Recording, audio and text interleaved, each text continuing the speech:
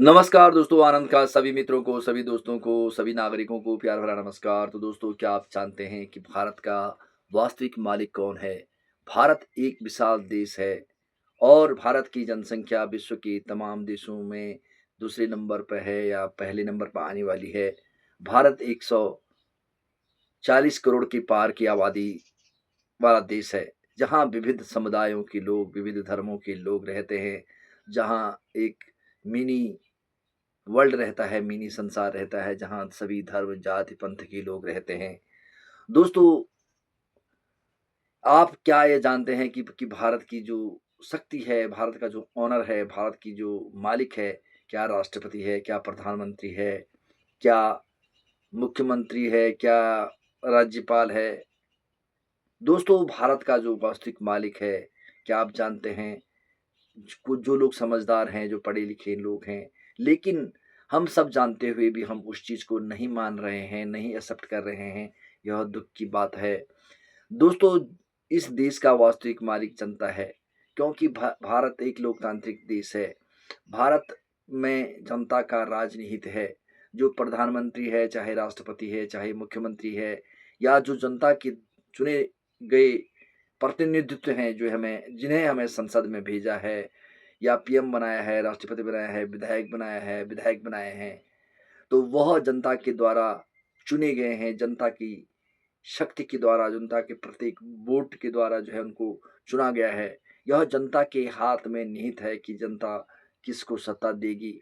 लेकिन जनता को चाहिए कि वह अपनी शक्ति, अपनी पावर, अपनी जो है शक्ति को पहचाने और अपनी अहमियत को समझे कि वास्तव में उसका इस देश की तंत्र में, इस देश की शासन व्यवस्था में, इस देश की उसमें कितना रोल है, कितना अहम है। क्योंकि प्रजातंत्र जनता के लिए, जनता के द्वारा, जनता के ऊपर शासन होता है। जनता सुप्रीम है, जनता शक्ति का स्रोत है। चाहे वह राजतंत्र है, चाहे लोकतंत्र है और चाहे वह कुलीन तंत्र है।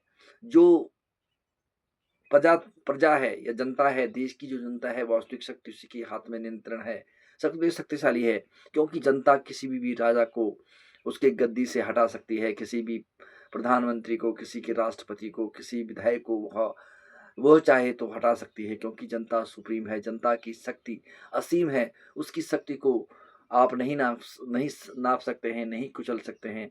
हाँ, भले ही जो लोग राजनीति करते हैं देश में, तो वह लोगों को आपस में बाँट के, छाँट के, इधर-उधर उनको डिवाइड करके, उनकी शक्ति को उनको उनको मूर्ख बना के, उनको डिवाइडेड करके, डिवाइड एंड रूल करके, उनको भटका के जो है शासन व्यवस्था करते हैं।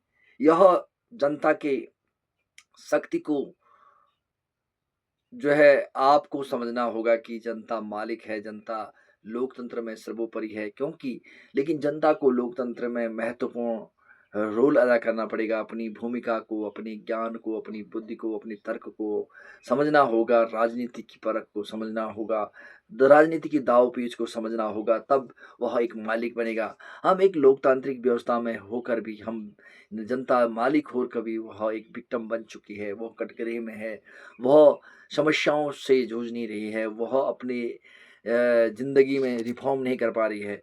तो क्या आप जानते हैं कि जनता सुप्रीम है? आप जो भारत की जनता है, आप भारत के नागरिक हैं, आपके पास जो राइट है, जो अधिकार है, जो शक्ति है, आप चाहे किसी भी देश की शक्ति, इकोनॉमी जो है जनता से चलती है। You are the source of power, you have everything. You are supreme in this country, and you are the owner of the country. You know the what is the power of the people of the country. कि आपको समझना होगा कि देश की शक्ति क्या है, देश का ऑनर कौन है, यह आपको मानना पड़ेगा। देश के ऑनर के जो ऑनर का व्यवहार है, आचरण है, उसको समझना पड़ेगा। जो देश में आ रहे हैं चुनावों के बाद, जिनको हम चुन रहे हैं, उन लोगों को भी यह ध्यान रखना होगा कि जो है उनको सेवा देना है, इस जनता के लिए काम करना है। जनता ने उनको सम्मान आदर दिया है, चुना है, तो उनको जनता की शक्ति को, जनता के सम्मान को, जनता के आदर को, जनता अपने ऑनर को रिस्पेक्ट देना चाहिए। और जिससे कि जो भारत की लोकतांत्रिक व्यवस्था है, जनता सुप्रीम है, वो हमेशा जनता सुप्रीम होती है किसी भी सत्ता में। उसने कितने दुनिया को बदल दिया है कि जनता की जो सामूहिक शक्ति है, जो ऑनर है, उस चीज़ को अपने पास रखें, उसको जानें, उसको समझें। तो जनता जो है देश की असली मालिक है। मालिक को चाहिए कि उसको अपना मालिक की तरह आचरण करना चाहिए, व्यवहार करना चाहिए। और जो लोग जो जनता ने जिन्हें सत्ता दी है या सेवा का मौका दिया है, उन लोगों को चाहिए कि वह अपनी कर्तव्यों का निर्वहन, अपने अधिकारों को, अपने जो काम को सही तरीके से करें, ताकि देश मजबूत बन सके और सबका कल्याण हो सके। तो दोस्तों, क्या आप जानते हैं कि